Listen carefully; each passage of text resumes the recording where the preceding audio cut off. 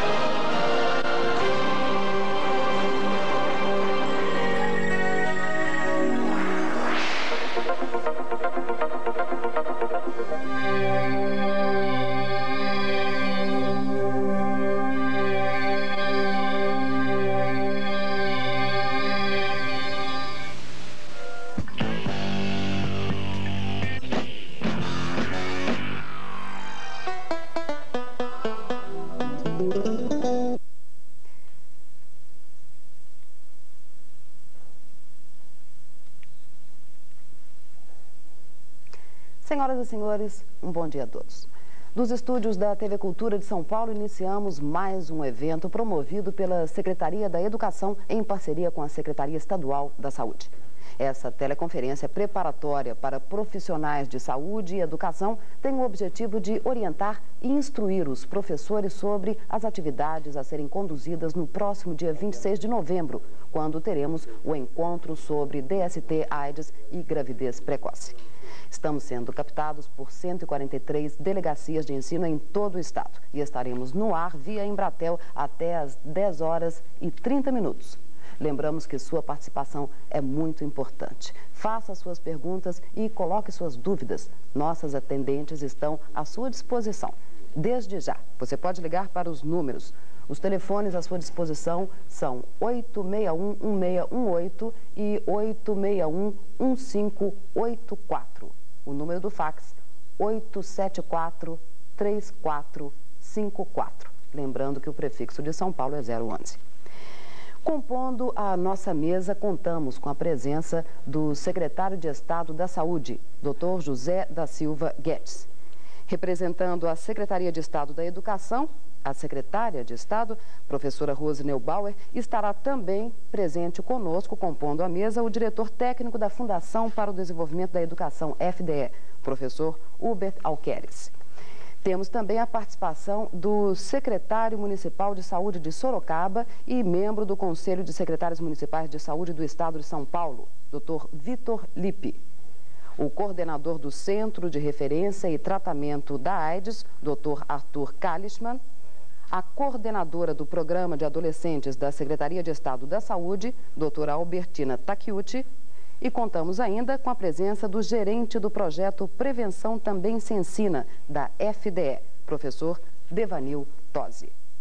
Para abrir nossos trabalhos, passamos a palavra ao secretário da Saúde, doutor José da Silva Guedes. Muito bom dia, senhores professores e nossos elementos da área da saúde que devem estar nas nossas delegacias de ensino. Neste ano nós voltamos a falar novamente de AIDS. Nós tivemos essa experiência no ano passado, em novembro, e neste ano o tema internacional do Dia Internacional de Combate à AIDS é crianças vivendo num mundo com AIDS. Isso tem um enorme significado.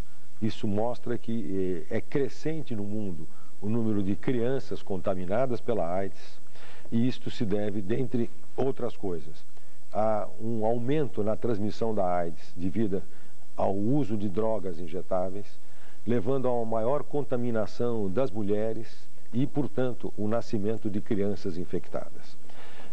Isto é tão importante que o mundo inteiro hoje discute este tema e, por isso, neste momento, como há uma enorme preocupação dos nossos educadores com a gravidez precoce, com as doenças sexualmente transmissíveis entre os adolescentes e o problema da AIDS, nós queremos enfatizar aqui, vamos estar discutindo com vocês, esperamos as perguntas, porque é cada vez mais importante que a gente se capacite de que, em matéria de AIDS, o que nós temos que fazer é prevenção.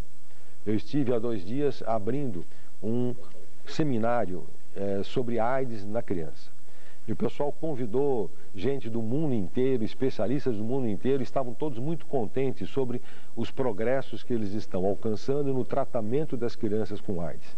Mas eu aproveitava naquele momento da abertura para lembrar que o sucesso daquele evento, na realidade, só traduz o nosso fracasso na prevenção da AIDS. Porque se nós estamos cada vez mais tendo crianças com AIDS, que geram uma série de especialistas em tratamento de AIDS na criança, é porque o nosso sistema de prevenção realmente fracassou até agora. É por isso que nós contamos com todos vocês para mobilizar a nossa sociedade para um corpo a corpo para fazermos prevenção da AIDS. Muito obrigado. Obrigada, secretário. Vamos ouvir agora o diretor técnico da FDE, representando a secretária da Educação, professora Rose Neubauer. Com a palavra, o professor Huber Alqueres. Bom dia a todos. Eu gostaria de agradecer a presença de todos os educadores aí nas delegacias de ensino. Nós estamos hoje com professores, supervisores, delegados de ensino e o pessoal da Secretaria da Saúde, que está dando um apoio para todos nós. Eu acho que o governo do Estado tem sido muito sério e muito consequente numa política de prevenção. A prevenção é uma ideia muito boa que pode ter uso muito inadequado, como inclusive já foi visto nesse Estado. Não é o caso do que estamos fazendo nos últimos 3 anos. Nós temos algumas ações muito importantes que já se tornaram referência no Brasil como um todo e até em seminários internacionais estamos divulgando essas experiências, que são o projeto Prevenção Também Se Ensina, que tem a parceria com a Secretaria da Saúde, o Ação Preventiva, que tem parceria com o Ministério da Saúde, e nós temos uma terceira ação que é muito importante, que é essa ação de mobilização num dia específico. No ano passado, ela aconteceu com muito sucesso. Nós tivemos oportunidade de passar em diversas escolas e a comunidade, os professores, as escolas fizeram um trabalho realmente excelente. É por isso que esse ano essa ação volta a acontecer. E volta a acontecer centrando em 2 questões que são importantíssimas, que é a questão da prevenção à AIDS e a questão da gravidez precoce, da gravidez na adolescência. Na próxima semana, as escolas estarão discutindo essa questão e a ideia é que na nossa teleconferência de hoje nós estejamos passando uma série de subsídios e instrumentalizando todos os senhores para que possam fazer um trabalho realmente à altura do desafio que nós temos pela frente. Eu gostaria de reforçar essa política e essa importância que o governador Covas, a secretária Rose, o secretário Guedes dão para a questão da prevenção e enfatizar que não dá para fazer todo esse processo e essa política de prevenção só Secretaria da Saúde ou só Secretaria da Educação. Era realmente importante uma parceria. E eu gostaria de aproveitar o momento para agradecer todas as pessoas que estiveram participando e organizando esse grande dia e essa grande parceria que é a parceria da educação com a saúde do nosso Estado. Então, bom dia a todos e espero que os trabalhos sejam realmente muito produtivos. Muito obrigado. Obrigada. Vamos agora às considerações iniciais do secretário municipal de saúde de Sorocaba e membro do COSENS, Dr. Vitor Lippi. Bem, eu gostaria inicialmente de agradecer o convite, de agradecer a presença dos secretários municipais, dos chefes de departamento e dos profissionais da saúde que estão presentes, participando e assistindo a essa conferência. Gostaria também de agradecer e parabenizar, em especial, a Secretaria de Educação e a Secretaria de Saúde por esse programa fundamental, né, que é esse programa Educação mais Saúde, não existe melhor remédio, como um programa fundamental para a redução das doenças e dos riscos dos jovens, né, do nosso estado de São Paulo. Eu gostaria de lembrar que todos nós temos que fazer mais prevenção, todos nós, sem exceção. E que nós temos que agir, na verdade, antes que a gestação aconteça. Nós temos que agir antes que o jovem se contamine com o vírus da AIDS. Nós temos que agir antes que ele se torne dependente das drogas. E que prevenção significa educação.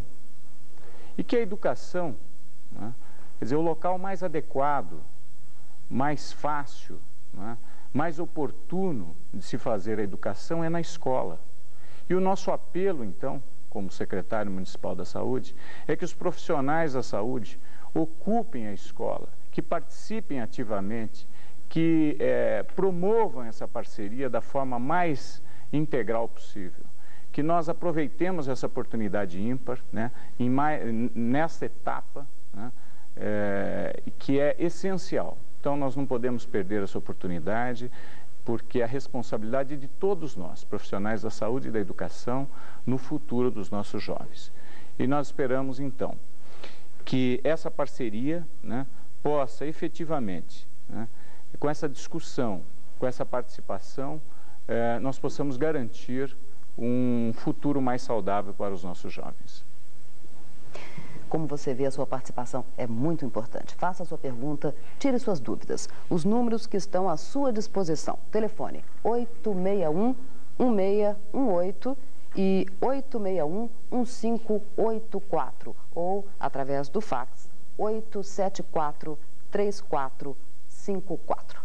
Vamos ver agora um vídeo que é, na verdade, uma colagem de várias matérias sobre o tema a ser tratado hoje. Vamos ver.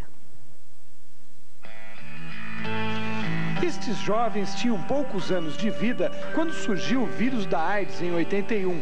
13 anos depois, eles já são adolescentes que namoram e despertam para a sexualidade. A AIDS, bem, esta ainda não tem cura, mas pode ser evitada. E alguns jovens já estão aprendendo isso em sala de aula. Nesta classe, os alunos têm em média 16 anos e estão cursando o 2º grau da Escola Técnica Estadual.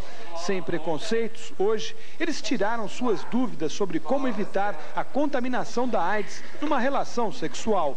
Sei lá, você tá naquele clima todo e como é que você vai ter que parar para pegar uma camisinha? O interessante é que aqui não existe professor.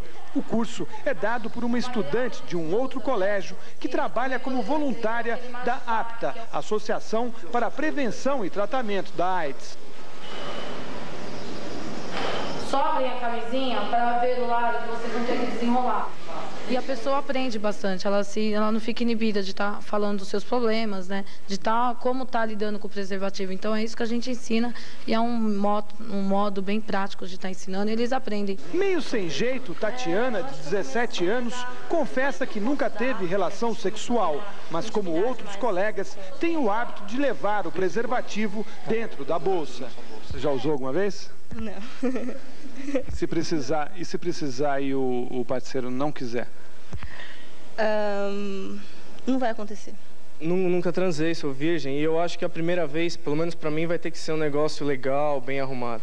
Segundo a Fundação para o Desenvolvimento da Educação do Estado de São Paulo, 49% dos adolescentes paulistas afirmaram que mudaram seus hábitos sexuais por causa da AIDS. Mesmo assim, a doença vem avançando entre os jovens. Você usa camisinha? Se... A AIDS, por exemplo, como é que você evita? Não. Falar sobre sexo ainda constrange. O assunto é delicado e ainda pouco discutido em casa. Onde você aprende mais sobre sexo? Com os seus pais, na escola ou com os amigos? Na rua, né? Com os amigos. Com os amigos. Eu aprendo sobre isso assim na rua, na escola, essas coisas. A cumplicidade e a liberdade entre os que têm a mesma idade abrem o caminho para o diálogo. Esses jovens são voluntários. Na sala de aula, eles são multiplicadores de informações básicas sobre sobre AIDS, transmissão, prevenção e tudo que envolve sexualidade. O adolescente não usa camisinha? O adolescente, ele tem a preocupação de usar camisinha, mas nem sempre é possível ele estar usando, porque ou ele tem vergonha de comprar, o que é preciso se perder, né? Também tem essa história, não vou usar camisinha porque às vezes pode ser que ela estoure, porque não se adequou legal. Pelo que eu fiquei sabendo, elas se enrolam ao contrário, né? É meio ruim depois de tirar, né? Eu só aprendi a colocar camisinha depois de muito tempo. Falta de diálogo em casa, constrangimento em falar sobre camisinha, confiança exagerada no parceiro. Fatores que fazem aumentar a distância entre os adolescentes e a AIDS. Quem fala em casa sobre sexo? Ninguém conversa sobre sexo em casa? Não. Você levaria uma camisinha? Não, porque tem que partir dele. Carlos Eduardo e Lígia, de comum, só têm a idade, 16 anos. Lígia mora e estuda nos Jardins, região de bairros nobres de São Paulo. Nunca teve relação sexual, mas com as conversas que tem em casa e na escola, diz que está preparada para a primeira vez. Tem que ter preocupação, tem que ter. Sei como pega, como não pega, que tem que usar camisinha, sei. Do outro lado da cidade, Carlos Eduardo trabalha durante o dia como office boy e estuda à noite. Teve a primeira relação sexual há 3 anos. Na época, não conhecia nada de sexo, muito menos de AIDS. Não usou camisinha e só hoje sabe do risco que correu. Naquela época eu não pensava, não tinha esse pensamento assim, nem um pouco. E hoje, se eu sair com uma garota, eu não farei sexo com ela sem camisinha. A notícia da gravidez de uma garota aos 15, 16 anos costuma explodir como uma bomba na casa dos pais. Os especialistas relacionam uma série de fatores para explicar o que aconteceu. Época de transição, onde o corpo e a cabeça estão mudando, a jovem descobre o sexo. Apesar de desejar a orientação dos pais, a opinião da turma pesa mais. As conversas na família sobre sexo e anticoncepcionais às vezes não existem, e em outras não são francas o suficiente. A sociedade vê com preconceito a sexualidade dos jovens e lida mal com isso. Resultado, a cada ano, mais garotas engravidam. Cáulia tem 17 anos e vai ser mãe no próximo mês. Sobre métodos anticoncepcionais, ela disse que teve algumas aulas na escola, mas não aprendeu a lição. Sei que a gravidez nunca ia acontecer comigo, como toda a gente sempre pensa que nunca vai acontecer com a gente. E também porque para eu tomar anticoncepcional, para combinar comigo, para evitar a gravidez mesmo, eu tinha que passar até o médico, só que eu tinha medo. Esta outra adolescente tem 14 anos e está grávida de 8 meses. Ela conta que até recusou um aborto sugerido pelos próprios familiares. Minha avó queria que eu abortasse, eu tomei vários remédios, mas... A pedido dela? A pedido dela. Para nos falar mais detalhadamente sobre a incidência de AIDS DST em adolescentes, convidamos agora o Dr. Arthur Kalischmann. Bom dia, é com muita satisfação que eu me encontro aqui novamente com o pessoal aí nas delegacias regionais de ensino, que nem no ano passado, e nós vamos estar conversando um pouco sobre a questão da AIDS. Eu vou estar tentando atualizar, em relação ao que nós conversamos ano passado, alguns dados novos sobre a epidemia no Brasil, no mundo e depois mais especificamente aqui no estado de São Paulo. Atualmente no mundo já existem mais de 25 milhões de pessoas vivendo, portando o HIV, né? Desde que essa epidemia começou, na verdade, uma pandemia em escala mundial. Atualmente, notificados à Organização Mundial de Saúde, existem cerca de 1.600.000 casos de AIDS, mas se estima que desde o começo já tenham ocorrido mais de 8,5 milhões de pessoas que, além de se infectarem pelo HIV, desenvolveram a doença AIDS. Porque nunca é demais repetir, uma coisa é ser infectado pelo HIV e outra coisa é desenvolver AIDS. E o tempo médio entre uma coisa e outra é em torno de 8 anos. Desses mais de 25 milhões de pessoas vivendo com HIV AIDS no mundo, mais de 90% estão no terceiro mundo. Estão na América Latina, na África, que é o principal local, e no Sudeste Asiático.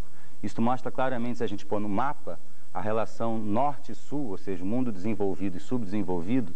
90% dos casos de AIDS estão no mundo subdesenvolvido, o que mostra que, além de questões culturais, a AIDS também tem ligações muito fortes com as condições socioeconômicas da população. Em termos de Brasil, se estima hoje algo em torno de entre 400 a 600 mil portadores do HIV no nosso país. Até maio desse ano, cerca de 11 mil casos de AIDS foram notificados, cerca de 111 mil casos de AIDS foram notificados ao Ministério da Saúde, e desses, cerca de 15% na faixa etária aí entre 13 e 25 anos em todo o país. Já em relação ao estado de São Paulo, nós temos notificados cerca de 60 mil casos de AIDS, desde 1980 até o ano de 1997, e cerca também de 15% desses casos, ou algo em torno de 9 a 10 mil, entre pessoas de 13 a 25 anos. É importante ressaltar que a AIDS é a principal causa de morte em mulheres de 15 a 35 anos, ou seja, na faixa etária das meninas e adolescentes das escolas, a AIDS hoje é a principal causa de morte no estado de São Paulo.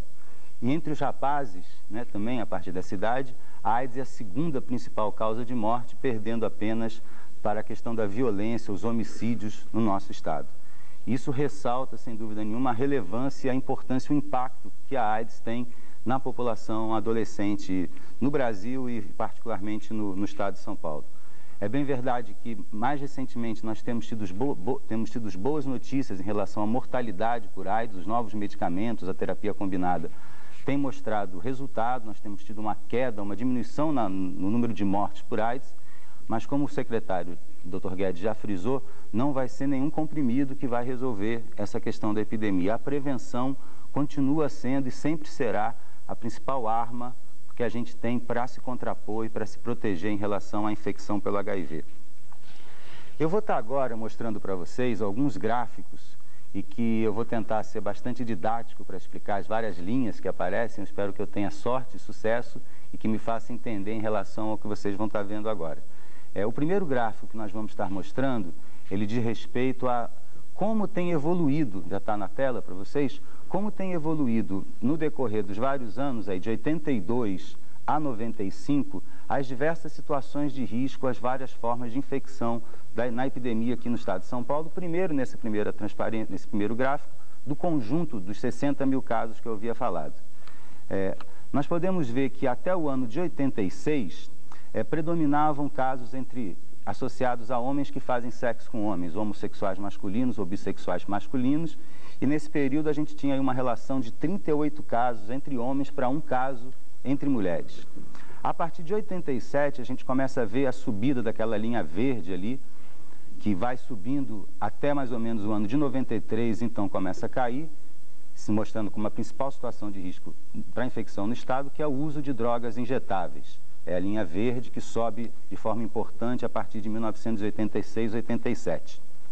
Nós vemos também que a partir de 1988, 89, uma outra linha, que é a linha Bordeaux, começa a subir de forma importante e vem então, já no ano de 95, se encontrar e já está tendendo a ultrapassar o número de casos entre usuários de drogas endovenosas, que é a transmissão heterossexual. Ou seja, hoje no estado de São Paulo, a situação de risco que mais cresce, ou na verdade, como a gente pode ver por esse gráfico, a única que cresce ainda com velocidade importante, é a transmissão heterossexual, de forma que já no ano de 1995, a relação masculino-feminino, ou a quantidade de homens e mulheres na epidemia naquele ano já foi de 3 para 1, como vocês podem ver pela linha preta que desce ali a partir de 1985.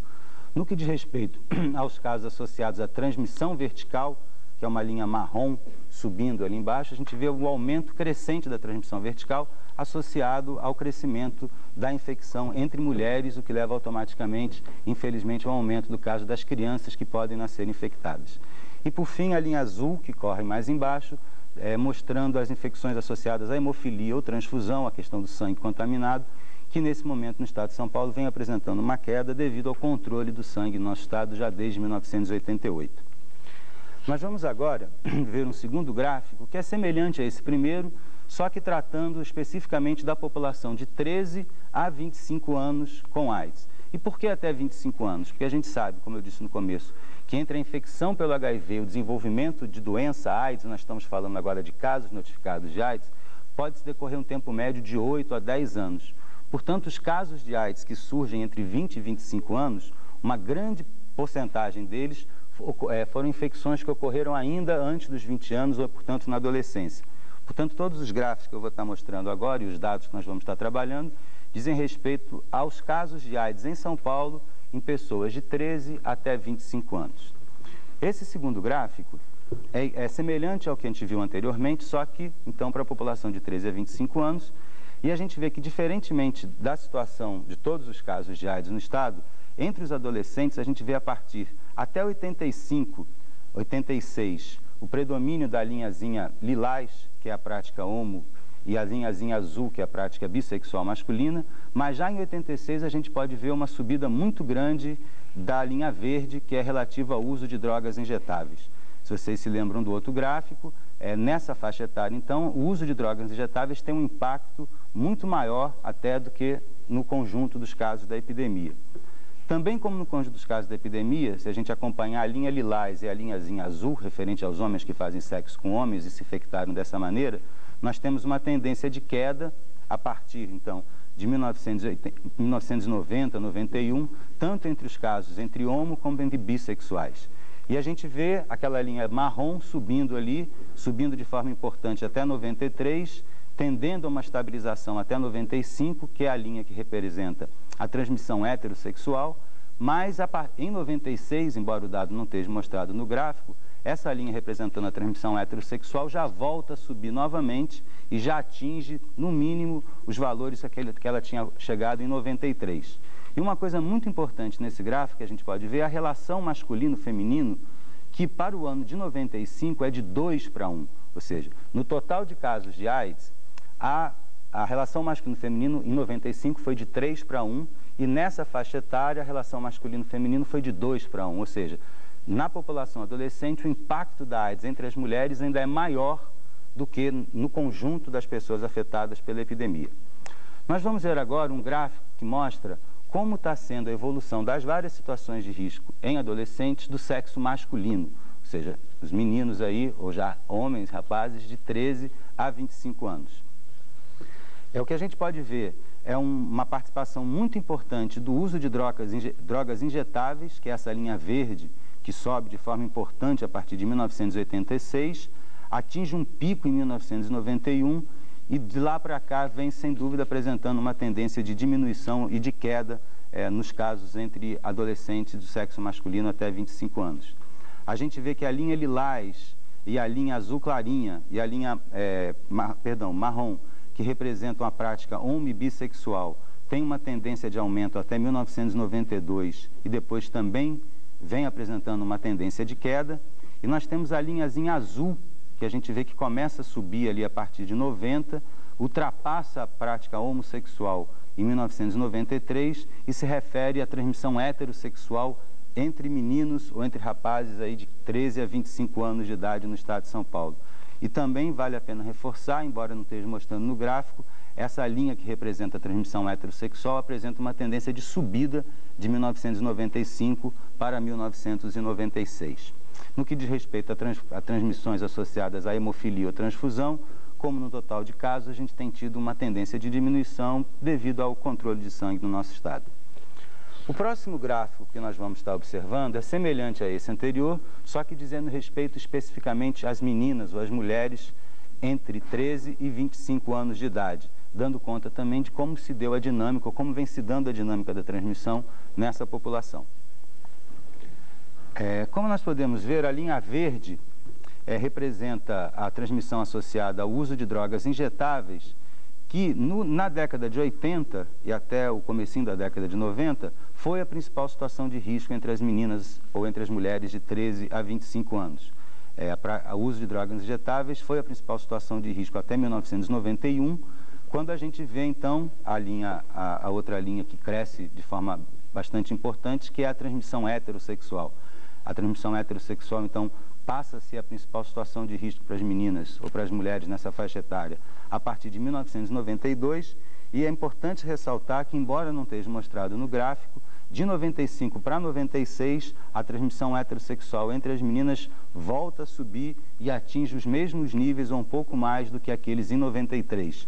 Então, essa tendência que a gente vê de estabilização nesse gráfico, como a gente viu também nos gráficos dos rapazes em relação à transmissão heterossexual, não está ocorrendo. vai haver um aumento aí nessa transmissão no ano de 1996. Como a gente pôde ver, a transmissão heterossexual é hoje, principalmente para as mulheres e para os rapazes também, a principal situação de risco envolvida na transmissão do HIV. Agora é interessante a gente poder pesquisar e olhar, e é o que a gente vai ver nessa próxima tabela que nós vamos estar mostrando, quem são ou como se dão as parcerias na transmissão heterossexual, ou seja, como foi que um dos parceiros se contaminou pelo HIV e transmitiu para o outro. Então, o que nós vamos estar vendo agora nessa próxima tabela é a porcentagem de parceria, o tipo de parceria referido pelas mulheres entre 13 e 25 anos que se contaminaram através da prática sexual, através da prática heterossexual. E o que a gente vê é que, sem dúvida nenhuma, o DI, que significa usuários de drogas injetáveis, os usuários de drogas injetáveis foram tão referidos aí por mais de 50%, por mais da metade das mulheres entre 13 e 25 anos que se infectaram por relacionamento sexual, mais de 50% sabiam que o seu parceiro era usuário de droga e, portanto, o parceiro tinha se infectado através do uso de droga. Reforçando aquilo que o secretário havia colocado no começo da nossa teleconferência, da importância e da ponte em que os usuários de droga fazem nesse aumento da transmissão heterossexual. A gente pode observar também na tabela que cerca de 30% das meninas ou das mulheres referiam ter múltiplos parceiros, cerca de 30% também referiam que o parceiro tinha múltiplos parceiros e apenas 3,5% dessas meninas ou das mulheres nessa faixa etária sabiam que o parceiro era um bissexual masculino, certo? Então, o que a gente pode ver é que o impacto da parceria com usuários de droga é central, é fundamental para as mulheres. Não está colocado, eu não trouxe como gráfico, mas entre os rapazes dessa mesma faixa etária, aparece como situação mais impactante na transmissão heterossexual a referência a múltiplas parcerias, o rapaz referir ter múltiplos parceiros.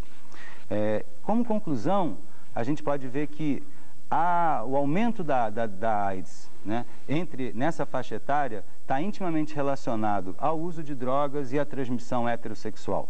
Embora a transmissão entre homens que fazem sexo com homens não apresente uma tendência de queda, é uma coisa que é fundamental a gente continuar cuidando também. Então, nesse sentido, o não compartilhamento de agulhas e seringas e a prevenção ao abuso, ao início do uso de drogas, né? E para aqueles que infelizmente já estão usando e não conseguem parar de usar drogas injetáveis, é não compartilhar agulhas e seringas. E agora no nosso estado nós tivemos a aprovação de uma lei que vai facilitar em muito esse trabalho, na medida que permite ações de redução de danos com troca de agulhas e seringas. E a outra questão é o uso de preservativo nas relações sexuais, quer dizer, para aqueles adolescentes que optarem por iniciar a sua vida sexual, é fundamental, do ponto de vista de relações sexuais penetrativas, é fundamental e importantíssimo o uso do preservativo. Depois a doutora Albertina vai falar de outras vantagens do preservativo, não só a prevenção das DST-AIDS, mas também da gravidez, mas no caso específico da AIDS, o uso do preservativo por parte dos adolescentes aí é hoje uma questão fundamental, como uma discussão mais livre, para que eles possam ter poder de decisão informados, né, tanto sobre quando e se começar a sua vida sexual, quanto a questão do uso da camisinha e a questão da troca de agulhas e seringas. Estamos abertos para perguntas na última parte da teleconferência. Muito obrigado. Lembramos mais uma vez que os nossos telefones estão à sua disposição. Faça a sua pergunta, tire suas dúvidas, estaremos no ar até às 10h30. Os telefones são 861-1618, 861-1584 e o fax 874-3454. Agora nós vamos mostrar um cartaz volante. Todas as escolas devem receber até o próximo dia 24 cartazes volantes como este, que poderão ser afixados nas escolas, os alunos poderão levá-lo para casa. As escolas receberão até o dia 24 também a cartilha Fala Garoto, com maiores informações. A Secretaria de Estado da Saúde dispõe de 153 centros do adolescente espalhados pelo estado de São Paulo. Vamos agora saber um pouco mais sobre a sexualidade do adolescente e a gravidez precoce com a doutora Albertina Takeuchi. Bom dia, eu estou muito feliz de estar participando dessa parceria, que é um exemplo para outros estados e para fora do Brasil. Na verdade, nós estamos aqui fazendo uma ação coletiva de prevenção. E, nesse sentido, eu acho que é muito importante que nós começamos a refletir qual é essa consequência da sexualidade na adolescência.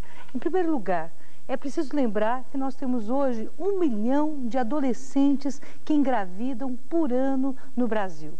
Isto representa que nós temos, no estado de São Paulo também, 110 mil adolescentes, isto é, de 10 a 19 anos e 11 meses e 29 dias, portanto até 20 anos incompletos, que engravidam.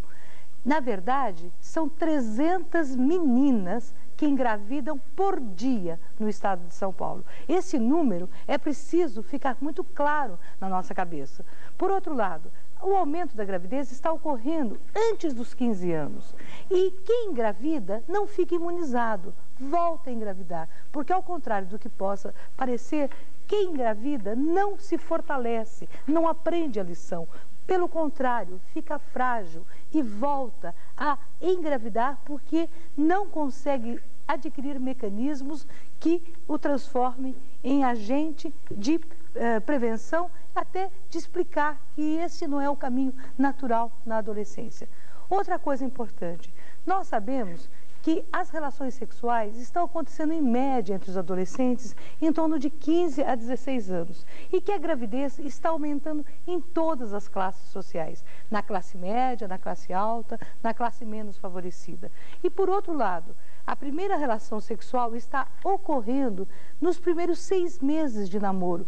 Portanto, ainda não há o diálogo entre os parceiros e já ocorre uma relação sexual. Nós vimos pelo vídeo, e todo mundo que trabalha com adolescente sabe que o adolescente é capaz de dizer todas as vantagens e desvantagens dos métodos. É capaz de dizer como é que se coloca a camisinha, como é que se deixa de colocar a camisinha e até afirmar, eu sem camisinha não transo. Mas é preciso que também quem trabalha com adolescente conheça o que é ser adolescente. Faz parte da adolescência um julgar mágico de ser invulnerável, invencível e também infértil. Então, nós precisamos trabalhar com esse conceito de conhecer o que é a adolescência. Bem, a adolescência, na verdade, é um movimento de metamorfose, de mudanças. Existe a mudança física, a mudança psicológica e também a necessidade do adolescente traçar um plano de futuro e um plano de vida. Esse movimento da adolescência, ele vive com uma série de conflitos, com uma série de pressões do grupo, com uma série de pressões da sociedade. Na verdade, o adolescente, ele se despede do corpo de criança e necessita construir uma autoimagem positiva que tenha a aprovação do grupo. Já isto é uma situação difícil, porque de 10 a 15, 14 anos, ele se despede, como eu disse, do corpo infantil, ele precisa começar a construir uma imagem dele, como é que ele se sente, se ele está bem. É neste momento que as mudanças físicas atrapalham esse adolescente. Ele tem espinhas, ele tem movimentos desajeitados, ele às vezes não se considera com uma altura suficiente, capaz de agradar o outro ou capaz de se impor no grupo. E nesse movimento ele também começa a sentir-se atraído sexualmente, a vivenciar a sua sexualidade em relação ao outro. Bem, é neste momento que ele necessita ter autoestima. A autoestima é a valorização que o indivíduo tem dele, é como ele se sente, né, valorado ou avaliado por todos os que convivem com ele. Na verdade, o adolescente, ele passa então por inseguranças e quando ele se apaixona, ele fica mais inseguro. Na verdade, muitas vezes, ele vive em função da aprovação dessa paixão e da aprovação da estima que os outros amigos têm. Portanto, a pressão do grupo é importante, porque neste momento ele substitui a visão dos pais, as opiniões dos pais, pelas opiniões do grupo. E este grupo vai determinar efetivamente muitos comportamentos. Então vamos pensar, o adolescente está apaixonado e a paixão dele diz para ele, olha, você precisa fazer isto ou aquilo. Como é que esse adolescente se sente? Ele se sente muitas vezes vulnerável entre as opiniões que ele recebeu durante toda a vida e as opiniões que ele está percebendo e que necessitam de aprovação. Neste momento ele precisa de pessoas de confiança, que possam senti-lo sem reprovação, mas que possam acolhê-lo. Os pais, muitas vezes, perdem esse papel e são substituídos pelos professores, pelos profissionais de saúde e também pelos amigos. É por isso que na construção da autoestima, da autoimagem e do autocuidado, os professores, os amigos e também os profissionais de saúde vão ter um papel importante. A fala desses profissionais será muito mais forte naquele momento do que muitas vezes uma opinião paterna.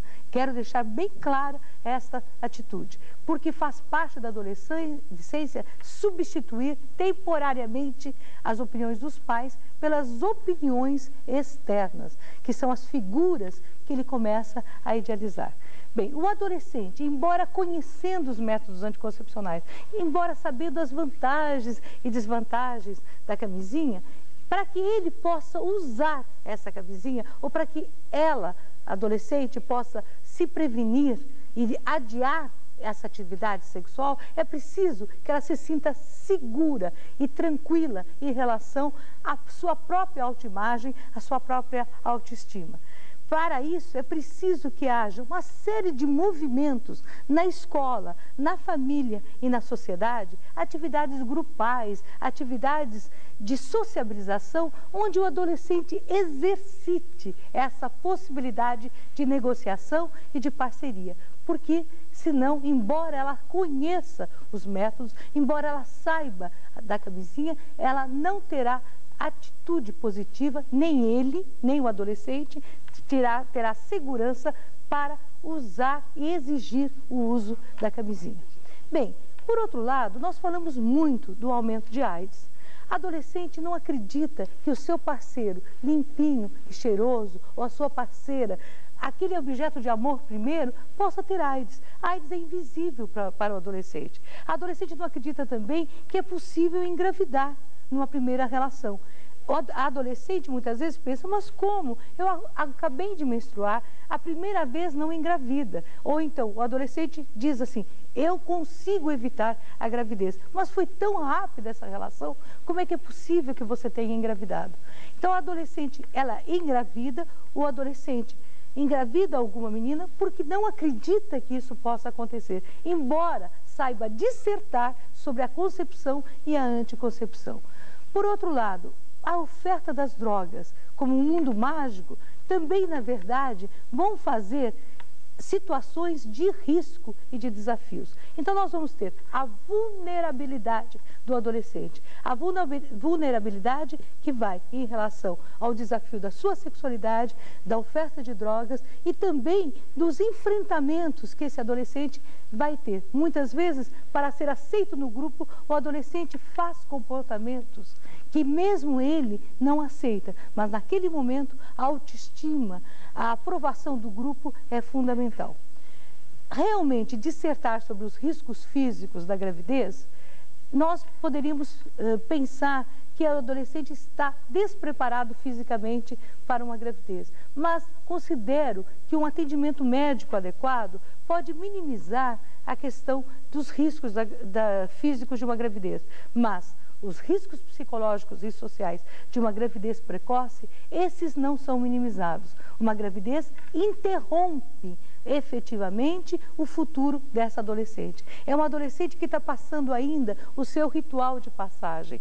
Ela está deixando o seu corpo infantil, ela está deixando o colo dos pais e não tem ainda um preparo psicológico neste momento da sociedade, diferente dos tempos mais antigos, para assumir uma gravidez. A sociedade hoje exige que o adolescente se prepare para enfrentar o mercado de trabalho. Uma situação de gravidez e uma situação de maternidade dificulta esta passagem, dificulta esses enfrentamentos. E a adolescente, então, ela mesma se discrimina quando engravida. É muito difícil uma adolescente que engravide voltar para a escola, porque ela se sente diferente das suas parceiras, ela se sente diferente dos seus amigos e ela se sente diferenciada, com dificuldade de retomar essa sua vida normal. Então, um fator de exclusão da escola é ela mesma com a sua gravidez. Por outro lado, ela se sente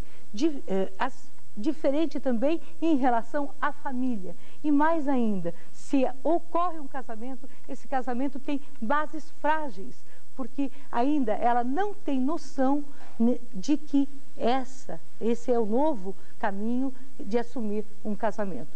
Por outro lado, a educação diferenciada que nós vemos hoje, o menino tendo exigências diferentes desde sempre, numa sociedade que cultiva mais alguns valores masculinos, esse adolescente se sente inseguro e com dificuldade de falar que tem insegurança em relação a usar camisinha. Então o menino conhece a camisinha, mas tem medo e insegurança de dizer: eu não sei colocar, eu me atrapalho, eu tenho dificuldade, porque isto é muito difícil para que ele coloque esses medos e esses anseios. E por outro lado, no movimento da relação, ele tem dificuldade de expor à menina adolescente essas dificuldades. E por outro lado, cobrado da sociedade, ele também não assume essa parceria na concepção e na anticoncepção. Eu acho que hoje nós temos que repensar. Cabe à escola um papel muito importante de identificar a vulnerabilidade dos adolescentes. Quais são os riscos efetivos dos adolescentes? Eu considero que, além de nós estarmos trabalhando com drogas, com sexualidade e com AIDS, é preciso cada vez mais reforçar como é que você se relaciona. Como é que o adolescente se relaciona um com o outro? Essa situação de que ele acredita que não é normal, que ele é inseguro, que só acontece com ele. É preciso reforçar o autocuidado. O autocuidado do adolescente, ele só vai existir efetivamente quando o adolescente se sentir amado, aprovado, autorizado a falar o que ele sente, os seus medos. A autoestima é fundamental. O adolescente precisa se sentir capaz e aprovado, seja no esporte, seja na dança, seja na música, seja na sala de aula, seja nos movimentos maiores de aprovação. A escola pode sociabilizar. Eu reforço que é importante que se façam grupos de trabalho e no grupo o adolescente desenvolva essa capacidade de negociação e de parceria. O teatro, a música, a escola, a dança, as atividades culturais vão fazer com que o adolescente se sinta aprovado. O adolescente inseguro não se previne. Então, mais do que a prevenção, hoje, ou numa atitude forte de prevenção, eu entendo que nós precisamos identificar os fatores de risco. E os fatores de risco é essa importância, a insegurança que o adolescente tem no seu relacionamento. Essa mudança que faz com que ele ainda não se sinta nem criança, nem adulto. Então, o adolescente faz coisas de gente grande com cabeça de criança. Fala coisas de gente grande com cabeça de criança. Para isso, para que ele se sinta seguro, nós temos um papel, esse papel importante, de olhar nos olhos do adolescente, de abrir espaços de diálogo. O adolescente que chega perguntando: o que é menstruação mesmo, professora? Ele não quer falar de menstruação. Muitas vezes ele quer dizer: será que a minha menstruação está atrasada? O que está acontecendo comigo? O adolescente que diz: eu já sei usar camisinha, nem quero ouvir falar. Mas que a gente precisa mostrar outras técnicas, outras formas de dizer: o que você acha? Por que você acha que os adolescentes não usam camisinha? O que está acontecendo com os adolescentes? Muitas vezes o adolescente quer saber, fundamentalmente, será que ele gosta de mim? Será que ela gosta de mim?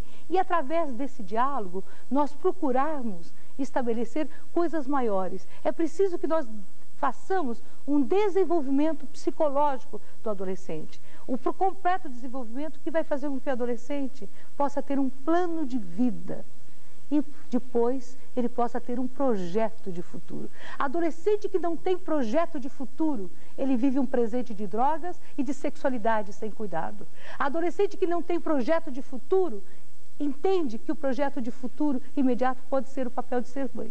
E o menino que não tem um projeto de futuro é capaz de, na primeira sensação e na primeira oferta de droga, viver aquele presente. Eu acho que está nas nossas mãos, nós somos agentes de saúde, agentes de prevenção, agentes de educação. Os professores ficam o dia inteiro com os adolescentes, olham nos olhos desses adolescentes, mais muitas vezes do que os profissionais de saúde. Então, eu faço realmente uma reflexão, que nós possamos hoje estar trabalhando, além das informações, dos riscos da gravidez, dos riscos da drogadição, dos riscos da AIDS, estar trabalhando com a autoestima, autovalorização, autocuidado, para que esses adolescentes no próximo milênio tenham um projeto de vida, um projeto de futuro. Obrigada, doutora Albertina. Diante dessa realidade, a prevenção é fundamental. E a prevenção também se ensina. É sobre esse projeto e sobre a organização das atividades nas escolas no próximo dia 26 que vamos falar agora com o professor Devanil Tosi. Bom dia a todos os educadores e profissionais da saúde. Gostaria de dizer que é um passo muito importante no estado de São Paulo conseguirmos juntar tantas pessoas num projeto de prevenção. A primeira coisa que eu queria estar colocando é sobre a dimensão que tem hoje o projeto Prevenção Também Se Ensina na Secretaria Estadual de Educação e em toda a rede de ensino. Em primeiro lugar, eu acho que antes de falar do projeto, eu acho que todos aí estão pensando, qual o meu papel? Qual o papel do diretor, do professor, do supervisor, do delegado de ensino e, principalmente, qual o papel da escola? Eu quero discutir um pouco isso com vocês, mas é uma tarefa, né? Depois disso, tudo que a gente viu nesse primeiro momento da manhã, quer dizer, e a escola agora, o que é que faz? Como ela pode estar se organizando para isso? Eu vou estar dividindo a minha fala, primeiro situando um pouco sobre a ação sistemática da Secretaria da Educação. Depois eu gostaria de falar um pouco de algumas considerações quando a gente pensa num projeto de prevenção. E no final, dizer um pouco aquilo que vocês, de certa forma, sabem fazer muito bem, mas que a gente gosta sempre de lembrar, de como a escola pode ser criativa nesse dia 26. A primeira coisa que eu quero dizer é que as duas ações sistemáticas da Secretaria da Educação, primeiro é o projeto Prevenção Também Se Ensina, e segundo é a ação preventiva ao abuso de drogas DST-AIDS entre crianças e adolescentes das escolas oficiais do Estado de São Paulo, em convênio, né, com o Ministério da Saúde, envolvendo as secretarias municipais da Educação e da Saúde do município de São Paulo e as prefeituras dos municípios de Ribeirão Preto, Santos, São Vicente e São José do Rio Preto. Desse projeto em convênio com o Ministério, nós estamos intensificando um trabalho em 45 delegacias, atendendo 528 unidades escolares e 1.670 educadores. Da ação do Prevenção Também Se Ensina, que hoje é considerada o maior projeto em termos de Brasil, em número de escolas e educadores que estão sendo atendidos, nós implantamos o projeto em 94, atendendo 717 escolas e atendendo 2.339 educadores. E em 97, demos continuidade a esse trabalho e iniciamos com novas delegacias, com mais 52 delegacias em 364 escolas e 1.196 educadores. Veja só, eu acho que em termos de trabalho de capacitação, é a primeira vez na história da prevenção que a gente capacitou um número tão grande de educadores. E quando a gente pensou nessa capacitação, a gente teve muito cuidado de mostrar que não adianta você capacitar só um professor ou só um diretor de escola. Você, na verdade, você tem que capacitar uma equipe escolar. E a partir disso daí, a gente trabalhou com o diretor, o professor coordenador e um professor indicado pela escola. E da delegacia de ensino, juntos, um assistente técnico pedagógico e um supervisor de ensino. Um outro ponto importante do prevenção é que nós produzimos alguns materiais que todas as delegacias hoje têm à disposição, que é o Prevenindo contra as Drogas e DST-AIDS, o vídeo É ou Não É, a revista Ideias número 29, entre outros materiais reimpressos e que foram enviados para as delegacias e para as escolas participantes. Hoje, o projeto ele está em todas as delegacias. Num primeiro momento, nós iniciamos o trabalho junto com a Secretaria da Saúde, procurando ver, através do boletim epidemiológico, aonde deveríamos começar inicialmente esse trabalho de prevenção. Só que a questão da prevenção, ela é tão importante para o centro de São Paulo como para a delegacia de Apiaí ou de Mirante do Paranapanema. Ela é uma questão de todas as delegacias. E hoje nós temos essa semente plantada, que é o trabalho de capacitação, que é elementar num projeto de prevenção, e temos um supervisor e um ATP em cada delegacia preparados para poder estar lidando com a questão, com as questões ligadas a drogas e AIDS e assuntos principalmente voltados para a questão da valorização da vida e da qualidade de vida. Gostaria de lembrar também que o trabalho, veja só, nós não conseguimos atingir todas as escolas. Agora, de certa forma, a teleconferência do ano passado, ela veio provar o seguinte, que a partir daquele momento, daquela discussão, os relatórios e as visitas que a equipe tem feito nessas delegacias de ensino, é que muitas escolas conseguiram desenvolver projetos e ações de prevenção a partir daquele momento onde se abriu o espaço para discussão. Eu acho que a escola ela tem muita criatividade para buscar trabalhos de parceria, e isso daí está provado, né, pelo resultado que a gente teve o ano passado. Queria dizer também que a escola tem total autonomia para elaborar um projeto de prevenção. E cabe à delegacia de ensino, nesse ponto, de certa forma, como a gente não consegue capacitar uma rede tão grande como é essa, agora, se você tem um núcleo na delegacia, você tem um número de escolas significativo participando por delegacia, eu acho que é possível fazer essa troca de experiência e mostrar, olha, nós fomos por esse caminho e deu certo. E não existe um modelo único, exclusivo de prevenção. Cada escola, ela vai poder estar adequando a sua realidade.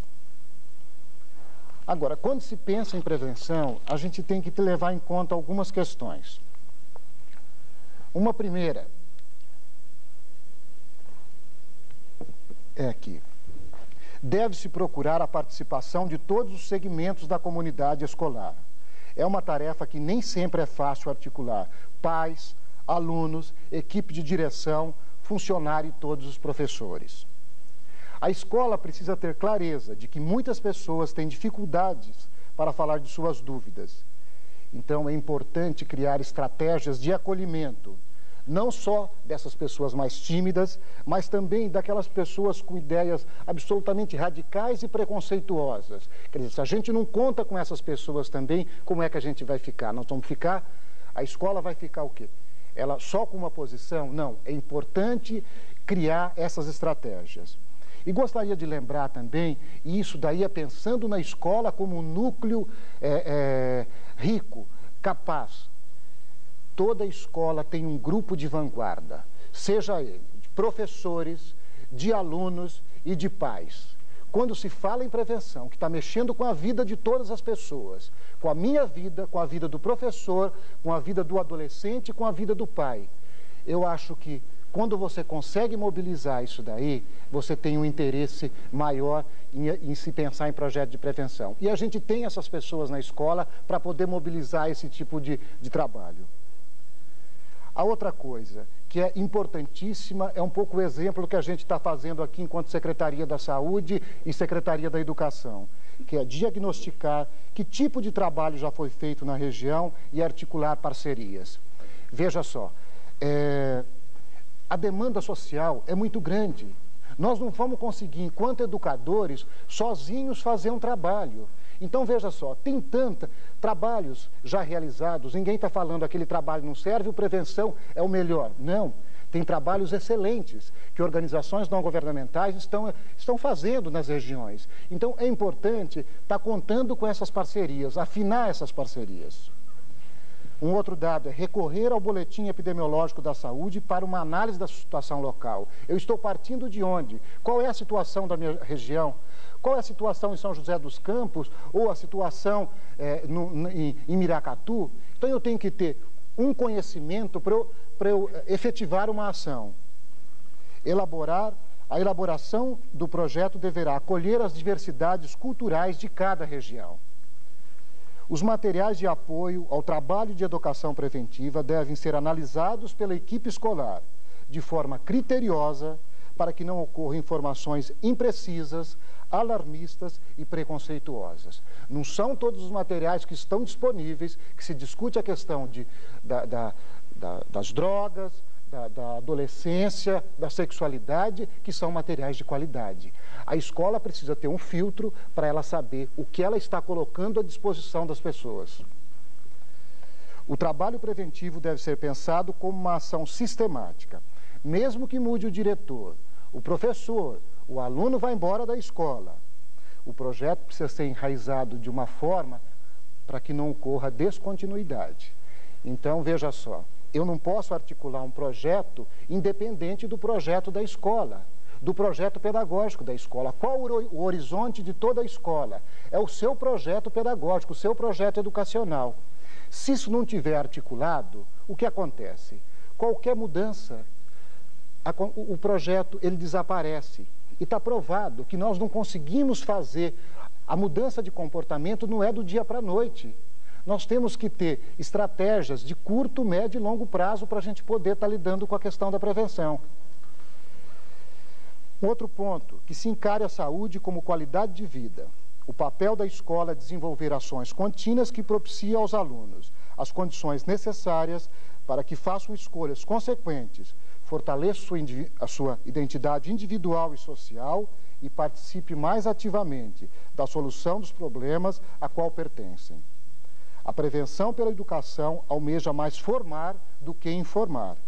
Isto é, a informação, a quantidade de informações que nós estamos passando faz parte de um processo preventivo. O sentido de formar, ele é mais abrangente.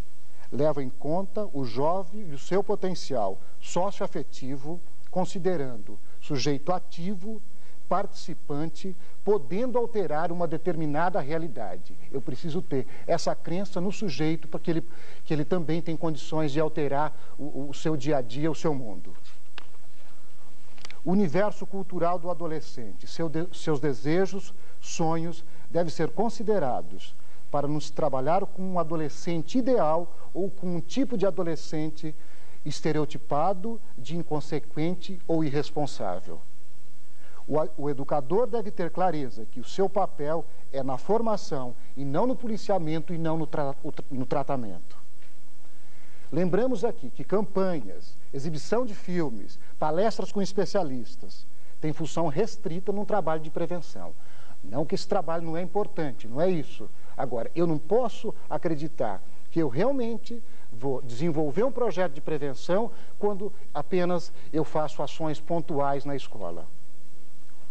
A escola pode se constituir em um polo dessas ações, que envolve não só o debate sobre drogas e AIDS, mas outros assuntos pertinentes à comunidade. Gostaria de lembrar aqui que os momentos de festividades da escola podem ser momentos dinamizadores e criativos do envolvimento da comunidade. Eu não posso apostar só no discurso, no giz e no apagador. Eu preciso de outros recursos. A festa, um campeonato, o trabalho envolvendo teatro, enfim, vocês sabem que isso daí atrai muito mais, tanto o jovem como os pais, para realmente participar. A escola não deve esquecer das outras instituições que podem contribuir diretamente com o seu trabalho. Os postos de saúde, os conselhos tutelares, sociedade de amigos de bairros, os centros de lazer e clubes de mães e outros. Um trabalho de prevenção nas escolas não pode ser confundido com procedimentos terapêuticos, de tratamento, de diagnóstico, de dependência ou de repressão legalista.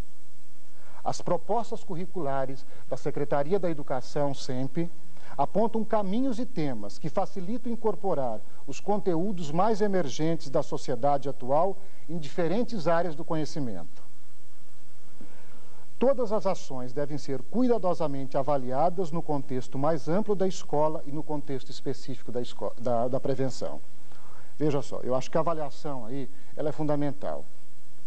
Eu acho que para estar acertando, para a gente não estar fazendo um trabalho onde a gente está acreditando que a gente está fazendo uma mudança e a gente, de repente, aquela estratégia não é a estratégia mais funcional.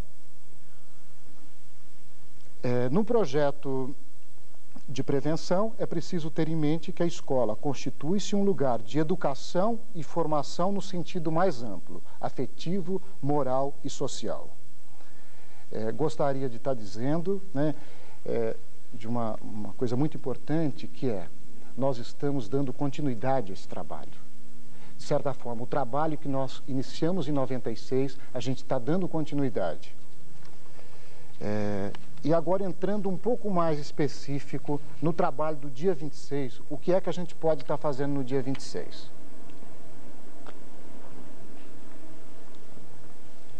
Bom, todas as escolas vão estar recebendo esse material, essa publicação. Fala Garoto, Fala Garoto. E aí, eu acho que depois de tudo isso que a gente falou nessa manhã, eu acho que algumas perguntas, elas estão presentes ainda, né? Se tratando da gravidez na adolescência, é possível questões que estão surgindo de vocês e que no dia 26 vão estar aparecendo também. Primeiro, é possível engravidar na primeira relação? Como contar para os nossos pais? A quem pedir ajuda? Como se adaptar à nova situação? Qual serviço de saúde procurar? A responsabilidade da gravidez é só da mulher? Como enfrentar as dificuldades juntos? Como posso me prevenir para não engravidar? Qual o melhor momento para iniciar a vida sexual? Todas essas questões que atormentam, movimentam o dia a dia, o dia das pessoas, isso também é vida, né?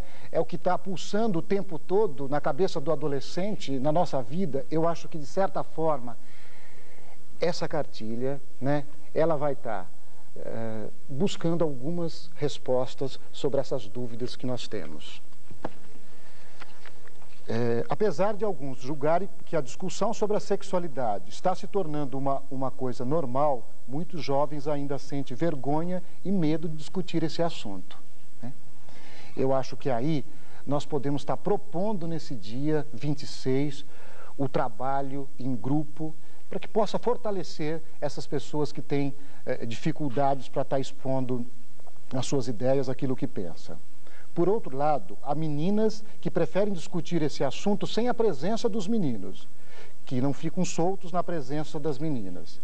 É preciso ter sensibilidade para poder estar montando grupos e acolhendo um pouco essa situação, muitas vezes embaraçosa, que acontece na escola. Eu acho que entender e discutir os questionamentos, e entender os questionamentos e reflexões dos adolescentes é fundamental para o amadurecimento e desenvolvimento de atitudes responsáveis.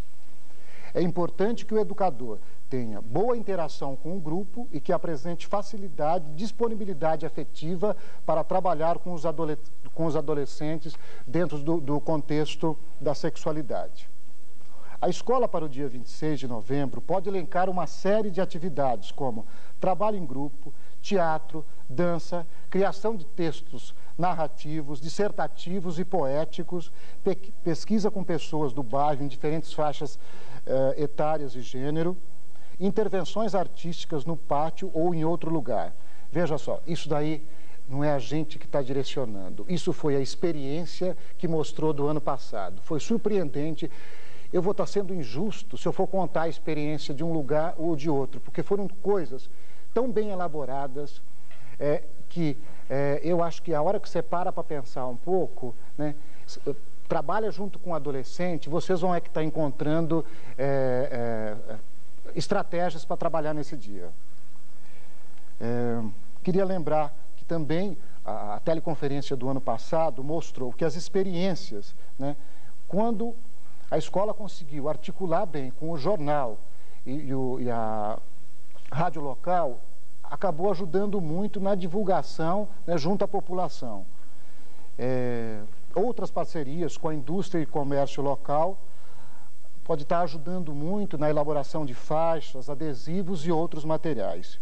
E outros segmentos podem estar contribuindo. Acho que a gente não tem que ter preconceito, nem em relação à polícia, nem em relação à igreja, nem em relação a nenhum trabalho das ONGs, e de pedir sugestões. O que é que vocês podem estar contribuindo? Se a tarefa, se a demanda é social, então o que é que essa comunidade tem a ver e ajuda a escola nessa tarefa? Alguns materiais produzidos pela Coordenadoria de Normas e Estudos Pedagógicos que podem servir de referência para o trabalho do professor, como os vídeos da TV Escola. Saúde sexual dirigido aos alunos e sexualidade infantil e do adolescente para os professores. Os documentos de ensino de biologia, volume 1 e a publicação Ideias 29, apresentam várias sugestões para o professor desenvolver essa temática. Naturalmente, assuntos tão delicados como esses não serão respondidos e esgotados num único dia. É interessante levantar as dúvidas que os alunos, pais e professores possam ter, para que no momento oportuno possam ser novamente retomados.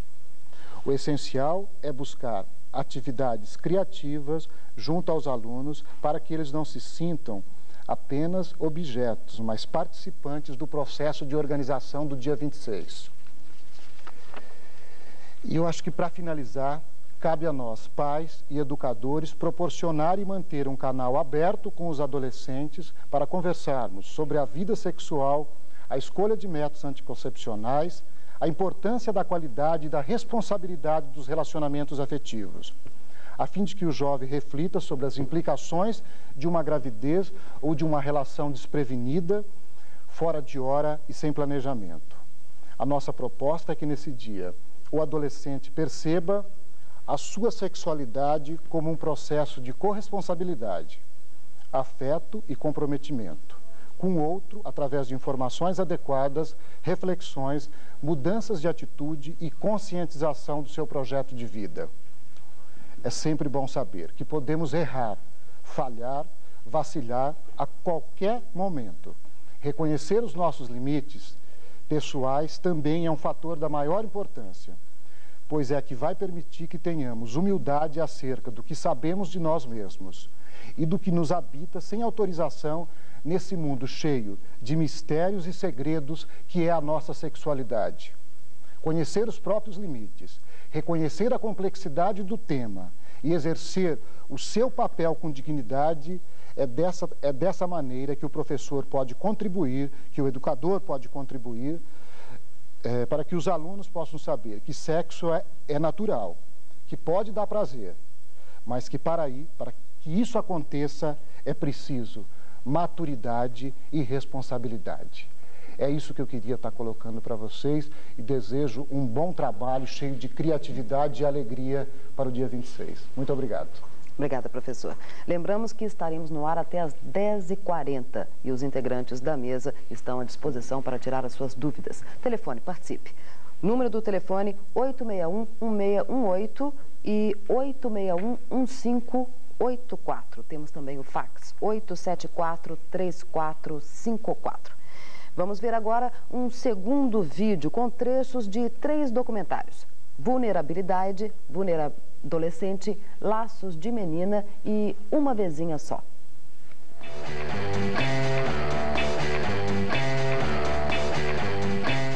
Talvez você não saiba, mas os adolescentes são considerados um grupo de alta vulnerabilidade. Realmente, é muito grande o número de casos de AIDS entre os jovens. Quase metade das infecções pelo HIV, o vírus da AIDS, vem ocorrendo entre pessoas de 15 e 29 anos de idade. Considerando que a doença leva de uns 6 a 9 anos para aparecer, dá para concluir que muita gente está se infectando na adolescência mesmo. E as meninas não confiam muito na gente. Aí elas pedem para a gente usar a camisa por causa disso, desconfiança. Então a gente coloca isso na cabeça. Será que ela não confia em mim? Será que ela gosta de mim? Aí por isso que nós insistimos para usar sem camisinha. Só que a gente é até uma sacanagem. A gente impressiona elas, né? Pra gente não usar. A camisinha rola quando os primeiros encontros, né?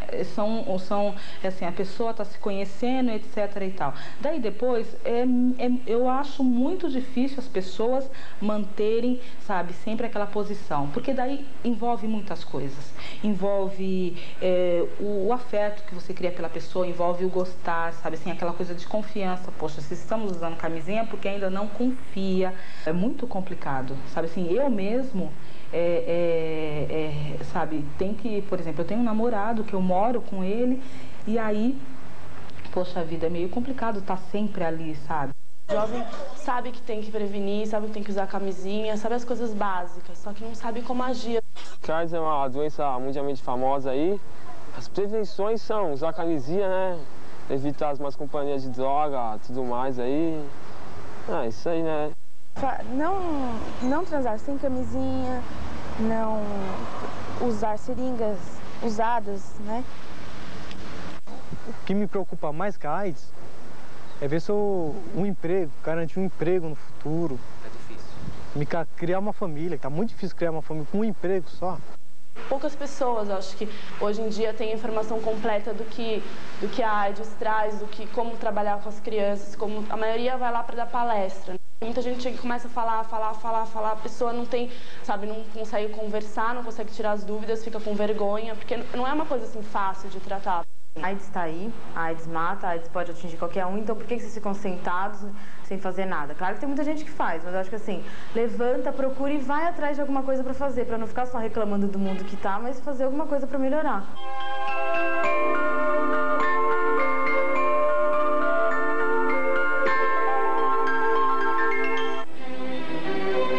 Esse é um sonho que Silvinha pretendia realizar daqui a 10 anos, e não agora, aos 16. E não desse jeito, grávida de 6 meses.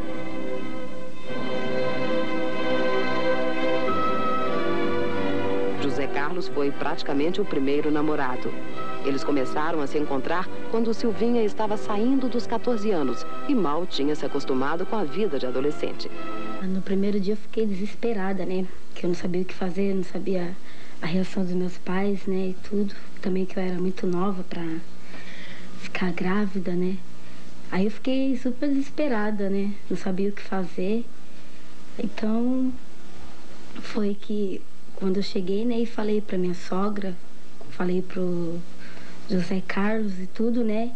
Então, eles acharam que eu deveria contar pra minha mãe, mas eu não tive coragem de dizer, né? Não sabia a reação deles. Quando a senhora ficou sabendo que a Silvinha estava grávida, a senhora se sentiu um pouco responsável por isso? Eu senti, assim, fiquei triste, né? Eu achei que se eu tivesse orientado ela melhor, acho que não teria acontecido. Na sua opinião, por que as meninas ficam grávidas tão cedo? Ah, eu acho que isso daí é normal agora, né? Eu acho uma coisa normal. Por quê? Ah, porque eu acho que elas têm mais liberdade, agora tem muitas liberdades, né? Acho que é por isso. Se a senhora tivesse que dar um conselho para as mães que têm filhas adolescentes, que conselho a senhora daria? Ah, o conselho que eu daria é que as mães orientassem melhor as meninas, né? E que orientassem melhor e ficassem mais tempo com elas, né?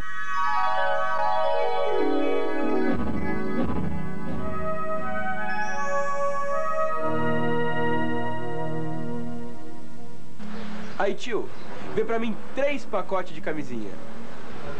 Rapaz, se eu já soubesse quantos problemas eu podia evitar simplesmente usando camisinha, uma vez já é suficiente pra tudo acontecer. É, uma vezinha só. Oi. Eu acho que eu tô grávida. Grávida? Fala baixo. Quem é o pai? Como quem é o pai? O pai é você. Como é que você pode saber? Eu sei. Sei não. Sei não.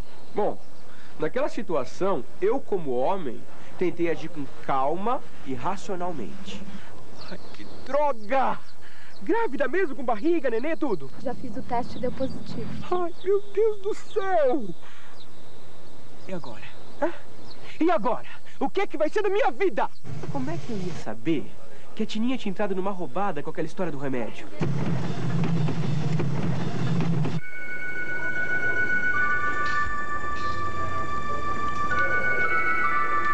Calma, já vai terminar. Nosso objetivo é ter só de volta. Terminou. Tá tudo bem, viu? Tá tudo bem. Nós sabemos que as mulheres provocam aborto, se colocam em risco, muitas vezes morrendo ou até ficando com sequelas. Agora não tinha camisinha, não rolou. Existem os métodos anticonceptivos, né? Então existe a pílula, a camisinha, né? Valeu, tio. Ok. Hoje é o seguinte, plastifico sempre. E você não sabe a dor de cabeça que isso evita. Bom, eu gostaria, antes de começar, de abrir o bloco de perguntas, lembrar que no próximo dia 26, semana que vem, na próxima quarta-feira, haverá a próxima teleconferência. E ela será transmitida das 8h40 às 10h40 da manhã. Todas as escolas deverão gravar essa próxima teleconferência para retransmiti-la posteriormente nos vários períodos a critério de cada escola, como mais um material para esclarecer e informar a todos. Abrimos o nosso bloco de perguntas. A primeira pergunta para o Dr. Guedes, secretário da Saúde. Como funciona essa parceria com a área da saúde? Há um centro de saúde para cada... Bom, não, seria como funciona essa parceria com a área de saúde? A pergunta vem da Delegacia de Ensino de Capivari. Veja, eu acho que a fala que o professor Devanil fez aqui hoje, eu acho que mostra muito bem como é que funciona essa parceria educação-saúde. Quando em 95, pela primeira vez, nós nos sentamos, né? Porque havia, quando a gente chegou no governo, uma programação a respeito de AIDS nas escolas. E era uma programação feita por um grupo externo às escolas, e aquilo terminou. Então havia um trauma do governo, isto é, como é que nós terminamos com alguma coisa, mas que na realidade era muito pequena. E a discussão era que não é o pessoal de saúde que deve ir às escolas para fazer ensino de saúde. Quer dizer, é o pessoal, especialmente nesse terreno, é o pessoal da educação que assume que essa é uma tarefa da educação e que vai contar com a colaboração do pessoal da área da saúde. Então, foi dessa maneira que o programa foi montado, hoje atinge 1000 e tantas escolas, né? E o que a gente espera é realmente atingir esta rede toda. Nós cada vez mais queremos fazer com que, principalmente agora que a gente tem uma colaboração importante dos secretários municipais, né, é que no estado inteiro, em todos os municípios, a gente cada vez mais faça um casamento importante do pessoal da área de saúde frequentando as escolas, né? Mas a tarefa fundamental de ensino dentro dessa parceria para nós continua sendo da educação, como o Devanil mostrou aqui muito bem. Obrigada, secretário. Doutor Arthur, a Secretaria da Saúde fornece preservativos grátis? Fornece. Atualmente, a Secretaria vem distribuindo cerca de 1 milhão de preservativos por mês, né, desde o começo desse ano, e isso está disponível nos centros de saúde, né, nas atividades de AIDS, nas atividades de planejamento familiar e também nas atividades de atendimento aos adolescentes. E, na medida da necessidade ou do interesse, é possível também haver algum tipo de repasse de preservativos para a própria Secretaria de Educação para dentro das escolas. Doutora Albertina, a professora Everalda de São Paulo pergunta até que ponto a professora pode ajudar uma aluna no caso de aborto e que orientação deve passar a essa aluna? Everalda, eu digo sempre que a professora é muitas vezes a primeira pessoa que identifica essa situação com o adolescente. Porque às vezes ela, antes de falar com o companheiro, ela fala com a professora, com a pessoa que ela tem mais intimidade.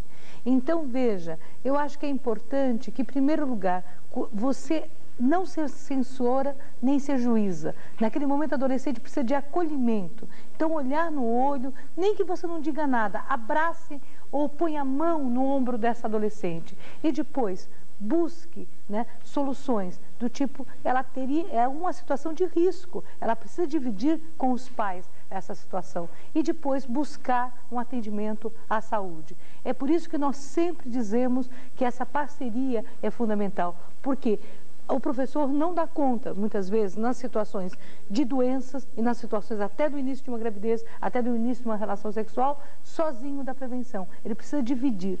Eu quero deixar um telefone aqui que tem ajudado muitos professores. 870-2022 é um telefone do Disque Adolescente. Ele funciona na hora do almoço, das 11 às 2 horas da tarde. E você, se tiver dificuldades, pode pedir ajuda, porque há uma equipe de saúde que pode auxiliar até buscar o posto de saúde mais próximo. Professor Devanil, a 19ª Delegacia de Ensino da capital pergunta: o projeto Prevenção Também se Ensina tem propostas para os futuros adolescentes? Como trabalhar temas tão polêmicos e delicados com crianças de 1ª a 4ª série? Veja, o nosso trabalho, nós iniciamos o trabalho, em primeiro lugar, de 5º a 8º e 2º grau. Agora, nós iniciamos por uma questão bastante prática e do ponto de vista das estatísticas, quer dizer, aonde se cresce mais o número entre adolescentes e mulheres, né? Então, veja só, a gente tinha que ter um ponto de partida. O ponto de partida foi e o material que a gente tinha produzido, o material de qualidade que a gente tinha, era um material voltado para adolescentes. Eu posso dizer o seguinte: nós vamos estar ampliando o trabalho e dando continuidade para o projeto Prevenção Também se Ensina. Agora, se tratando de 1ª a 4ª série, o que a Secretaria da Educação está fazendo para o ano que vem é elaborando um material de orientação aos professores que lidam com essas crianças. Então, é esse o trabalho que nós temos pela frente para o ano de 98.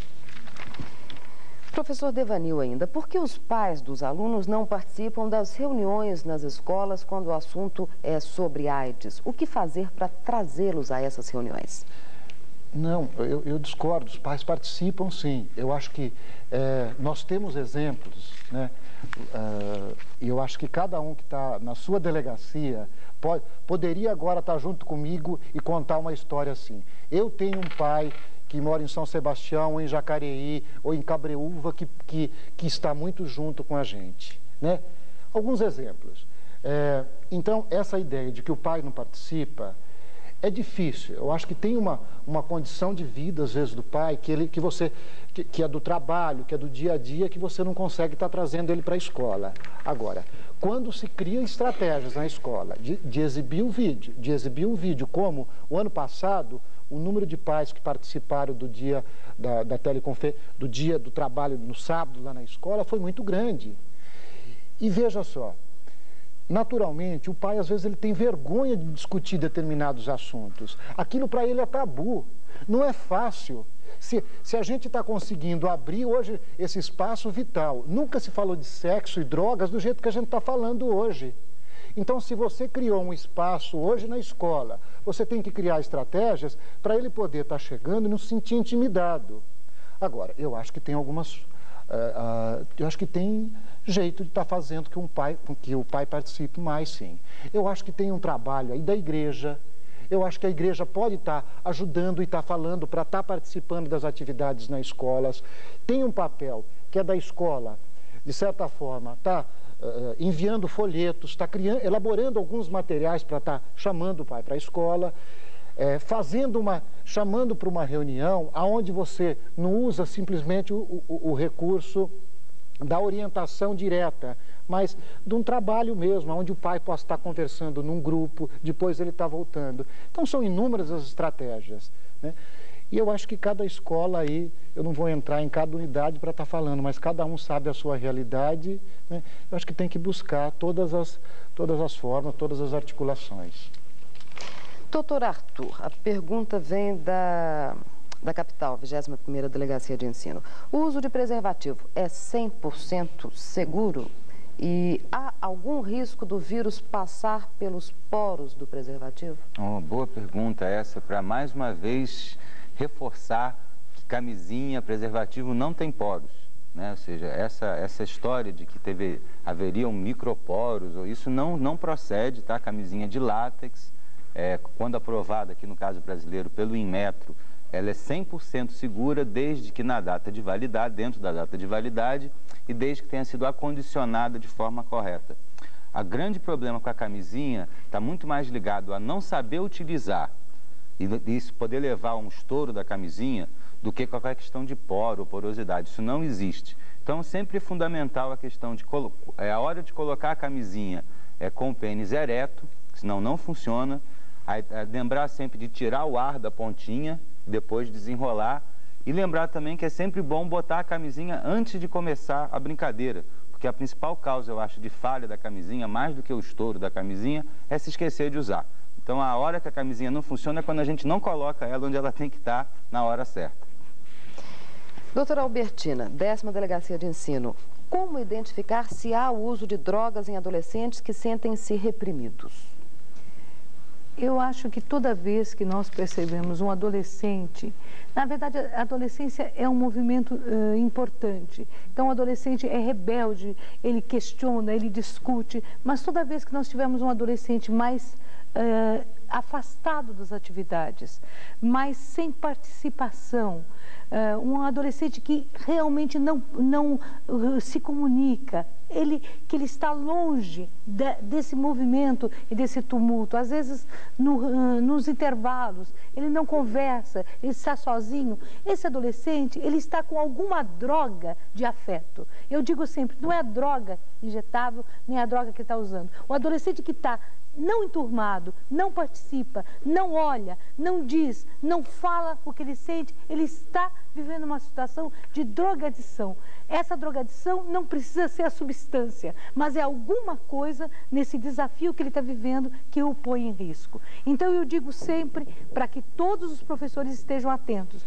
O adolescente que está se sentindo ridicularizado, às vezes rotulado, muitas vezes o adolescente tem um rótulo, tem um nome, olha o cipó, olha isso, olha o gordo, olha o magro, e às vezes o professor reforça esse apelido, e às vezes o professor também não enturma, esse adolescente que está isolado. Quem está isolado vive uma situação de risco, porque na adolescência a turma é fundamental. Por outro lado, se esse adolescente também está fazendo gangue, está através da gangue, sozinho, também não participando, ele faz um coletivo para não participar, também ele precisa ser visto. Então, eu acho que é importante, mais do que os olhos, ver se tem olho vermelho, ver se tem nariz diferente, ver se tem corpo diferente. Eu acho que é preciso ver a atitude. Adolescente que não olha para alguém, que não fala com ninguém, que fica quieto num canto, ou que quando fala, só fala de forma agressiva, ele precisa de um apoio.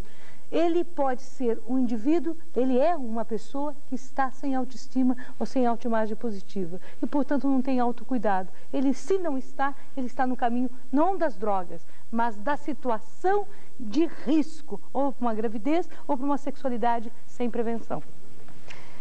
Doutor Guedes, a pergunta vem de Rio das Pedras. Aliás, não é uma pergunta. Eles gostariam de obter sugestões sobre o projeto do futuro para uma escola com muitos problemas socioeconômicos, tudo dentro dessa parceria com a Secretaria da Saúde. Olha, é interessante. Eu tinha até anotado aqui para estar comentando isso no final. Na realidade, quando a gente começa esta fala aqui nesta conferência, a gente está falando de gravidez, está falando de AIDS, mas à medida que evolui o trabalho, à medida que você vê a fala extremamente humana da Albertina, à medida que você vê as colocações do Devanil, a gente está falando de muito mais. A gente está falando de amor ao próximo, a gente está falando de tentar corrigir injustiça social, né? Nós vivemos num país extremamente injusto, eu tinha até anotado aqui para falar no final. E a educação é que pode redimir nossa população, especialmente a população mais pobre. E nós precisamos, na realidade, de nos capacitarmos de que nós ou somos ou temos que ser agentes políticos de uma transformação. Né? O nosso professor, mais do que garantir o ensino da matemática, do português, etc. e tal, que a Rose não brigue comigo, né? Ele tem que estar sendo um líder para uma transformação social, para libertar os cidadãos. Né? Então, na realidade, uma escola E quando me fala em Rio das Pedras, eu estou imaginando que é aqui na periferia de São Paulo. Eu não sei se é na cidade de... né? Então, toda vez que eu estou numa escola da periferia, se essa escola tem um grupo de professores engajado, com uma preocupação de ajudar a libertar seus cidadãos, ela vai estar integrada com a comunidade. Os pais vão estar dentro dessa escola. Essa escola vai estar aberta nos sábados, vai estar à noite, vai estar no domingo, entende? Então, eu acho que o projeto é um projeto de transformação que nós temos que fazer. Quando a gente pensa nisso, até fica um pouco acanhado esse nosso recado de falar da camisinha, né? Então, é uma coisa muito pequena falar da camisinha quando nós vivemos um país extremamente injusto, né? E o trabalho com esse nosso jovem é que pode estar recuperando para a parcela mais desvalida da população os direitos que ela tem. Então, não sei, é assim um pouco que eu sinto como a escola dá uma enorme contribuição para nós, né? Professor Hubert, a parceria, bom, a preocupação das pessoas é evidente, a preocupação e parece que é uma coisa que está agradando, está funcionando, então insistem. A Wanda da Capital pergunta se a parceria entre a Secretaria da Saúde e da Educação continua em 98 e de que forma? Bom, com certeza essa parceria continua, eu acho que ela está dando muito certo, é uma parceria que nós iniciamos nessa escala, não é? Nessa escala de milhares e milhares de escolas trabalhando num tema. Nós começamos no ano passado com exatamente esse tema das doenças sexualmente transmissíveis e AIDS e continuamos com o programa da dengue, depois fomos para o Agita São Paulo e agora estamos reprisando essa questão que é realmente muito preocupante para a nossa sociedade, que é a questão da AIDS e da gravidez precoce. O ano que vem nós esperamos fazer mais 3 grandes dias, não é? Esse grande dia de mobilização, ele é importante porque é um momento em que as escolas param, elas envolvem outras instâncias, foi dito aqui da igreja, foi dito de centros de saúde, é bom lembrar dos conselhos municipais entorpecentes que precisam ser envolvidos, é importante que sejam envolvidos. A própria polícia, acho que não precisa se ter preconceito. E essa atividade é uma atividade de um dia só, que praticamente se esgota em si mesmo e tem uma importância muito grande pela divulgação e pela mobilização. É um momento em que as escolas realmente têm que colocar faixa na frente da escola, tem que fazer adesivo, tem que fazer bottom. E agora, a parceria com a saúde, que nós consideramos de uma profundidade e de uma continuidade mais forte, realmente é o programa Prevenção Também Se Ensina e o Ação Preventiva. O Prevenção Também Se Ensina hoje já funciona em 1.050 escolas. São escolas situadas em regiões onde a Secretaria da Saúde detectou maior risco para os adolescentes. Nesse começo de ano, nós estamos estendendo o projeto para mais 500 escolas e no segundo semestre nós vamos tentar estender para outras 500. Todas as publicações que são feitas para esses programas, elas passam pela Secretaria da Saúde também, porque nós somos educadores, mas nós sabemos como nos comunicar com os adolescentes, mas nós não temos todos os dados técnicos específicos das questões de saúde. Então, essa parceria é importante por conta disso. A Secretaria tem nos subsidiado, tem nos instrumentalizado para que a gente possa fazer bem o que nós sabemos fazer, que é educar essas crianças. E esses materiais todos passam pela Secretaria da Saúde e inclusive esse que o professor Devanil acabou de mencionar, que é um material que nós estamos preparando para escolas de 1ª a 4ª, onde o projeto também vai estar chegando no ano que vem. Então a ideia é dinamizar, aumentar e não terminar realmente essa parceria que está sendo muito útil, muito importante para as nossas escolas. Antes de encerrar o nosso bloco de perguntas, eu gostaria apenas de passar à doutora Albertina a preocupação de várias escolas do interior da capital, inclusive do Jardim Joamar, que pede um número de telefone de contato, novamente o Disque AIDS, e um telefone de contato, uma vez que algumas escolas desenvolvem esse trabalho preventivo com adolescentes, e gostaria de ter um contato direto com a doutora. Eu acho que o Disque Adolescente, né, é um contato da Secretaria com as escolas. O Disque Adolescente é 870-2022, ele funciona das 11 às 2, mas eventualmente, né, se alguma escola não tiver como se equipar, alguém estará nesse número para dar informações. Eu quero deixar com muito orgulho que nós hoje temos uma série de faculdades auxiliando o programa do adolescente. Isso é uma vitória e realmente a gente tem dado material e informação. Esse é um papel que a Secretaria tem desenvolvido e eu acho que o Disque Adolescente tem feito um papel importante. Sempre eu digo com parceria com a AIDS e lógico que nós trabalhamos com o Programa da Mulher e o Programa do Adolescente é um programa que ele tem interfaces com os outros programas. Bom, nosso tempo está se esgotando. As perguntas que não foram respondidas por falta total de tempo serão encaminhadas às delegacias de ensino e aos componentes da mesa. Antes de encerrar a nossa teleconferência, passamos a palavra ao professor Uber Alqueres. Bem, eu gostaria de contar para vocês uma fábula que outro dia nós estávamos conversando e alguém contou para nós. Queria repartir essa fábula com vocês. Diz que tinha dois amigos subindo à margem de um rio quando um deles verificou que tinha uma criança se afogando no rio. Ele rapidamente saltou no rio, conseguiu agarrar a criança e salvou esse menino. Eles continuaram a andar e viram duas outras crianças no rio também se afogando. Os dois se atiraram na água, conseguiram salvar as crianças. Passou um pouco de tempo, tinham 3 crianças vindo pelo rio se afogando. Enquanto o primeiro homem estava se preparando para pular na água, ele percebeu que o segundo homem estava indo embora, indo à margem do rio acima. E ele indagou: o que está acontecendo? Você não vai me ajudar? A gente tem que salvar essas crianças. E o outro respondeu: olha, você fica aí, você tenta salvar o maior número possível de crianças que está se afogando e eu vou lá para cima, eu vou ver quem que está jogando essas crianças na água, eu vou ver o que está acontecendo para essas crianças estarem caindo nesse rio e correndo esse risco todo. Eu acho que a parceria com a saúde é uma coisa mais ou menos assim. A gente está aqui falando hoje de prevenção. Não adianta só a gente procurar salvar quem que está ali se afogando no meio desse rio perigosíssimo, que é o rio da AIDS, é o problema da gravidez precoce. Eu acho que a gente tem que trabalhar realmente para ver o que está acontecendo e para evitar ao máximo que essas crianças, esses adolescentes, esses jovens, corram os riscos que eles estão correndo nos dias de hoje. Eu acho que faz parte da sociedade, eu acho que faz parte dos problemas do mundo inteiro.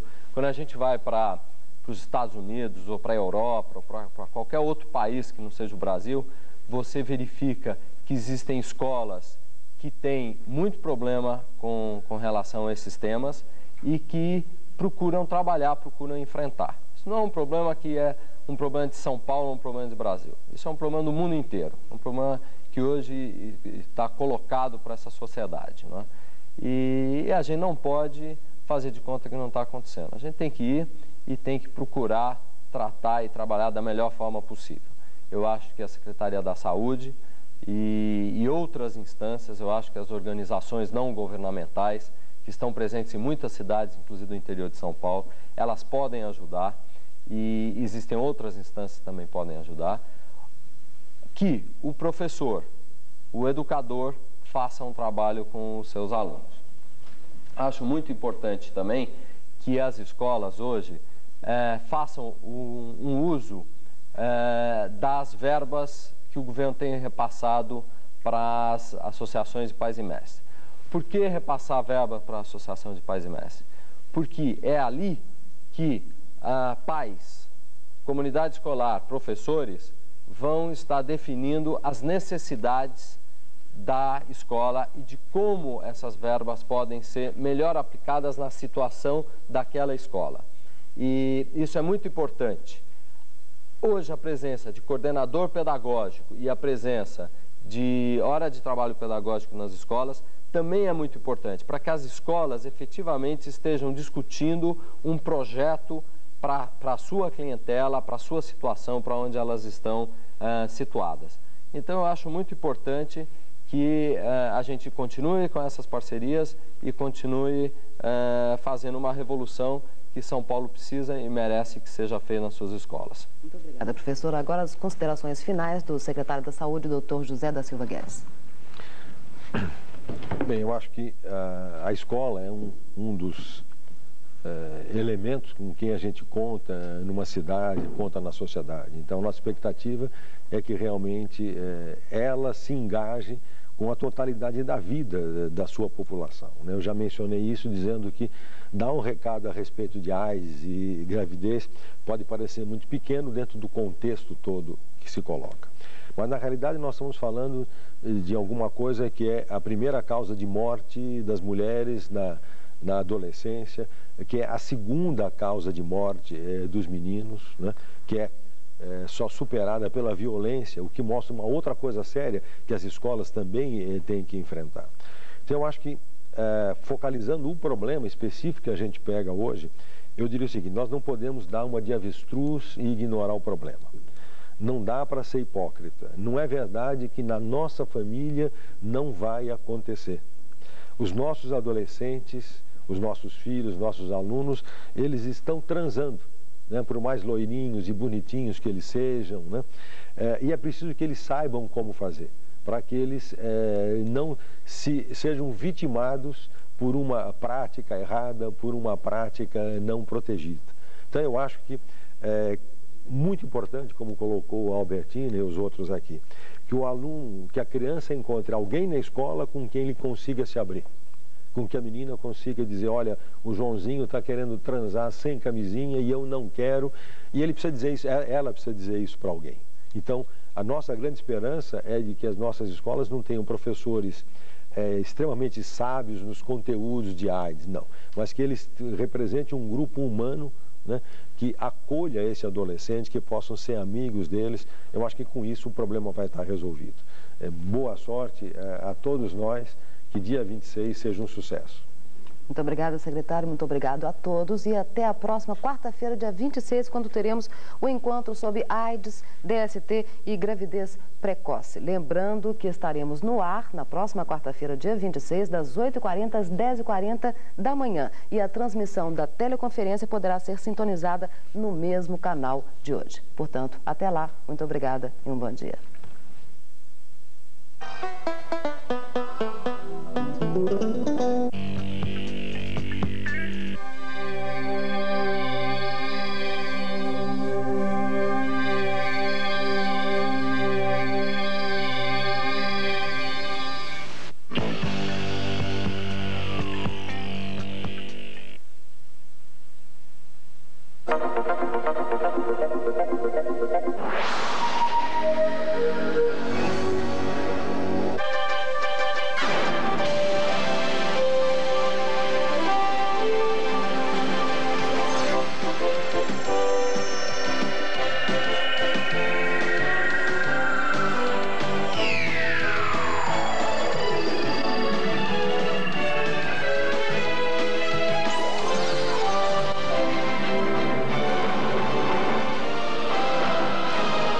Você acabou de assistir a mais um programa da TV Executiva Embratel.